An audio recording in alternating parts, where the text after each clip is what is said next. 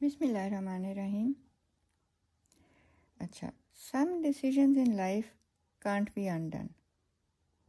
Agree? Biochemistry में भी ना there is a mechanism just like that, और ये मैकेनिज्म है proteolytic cleavage. Okay, imagine an enzyme fully formed but completely inactive, silent, harmless, waiting। ठीक है, ये बस पैदा हो गया लेकिन बैठा हुआ है। These are called zymogens, meaning inactive precursors। ठीक है, और इनका ये क्यों डिज़ाइन किया गया है? These are designed for safety। ठीक है, अच्छा, और क्या होता है कि to activate them the body doesn't just tweak them, it cuts them। A specific peptide bond is cleaved and suddenly the enzyme comes alive। तो this is the most important part कि this process is irreversible।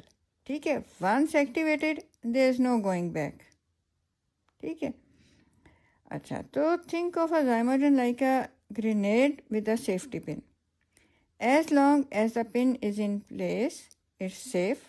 ठीक है, but the moment you pull the pin there is no reversing, there is no looking back। बस, ठीक है, तो that's the proteolytic cleavage।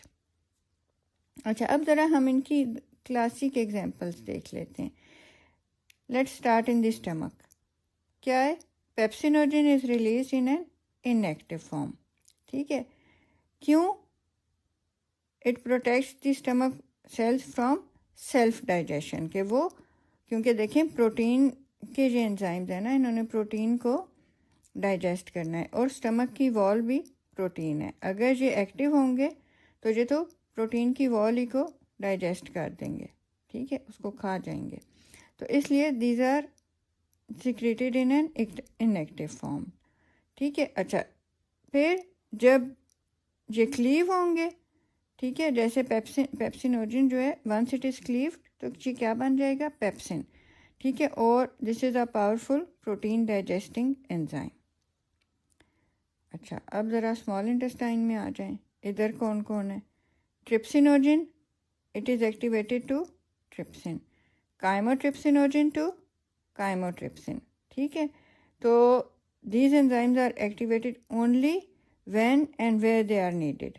ठीक है, किस लिए? to prevent the damage to the pancreas।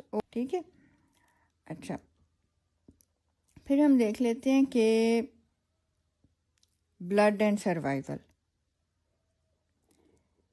ठीक है, तो ये जो ज़ाइमोजेंस वाली कहानी है ना, this mechanism isn't just about digestion.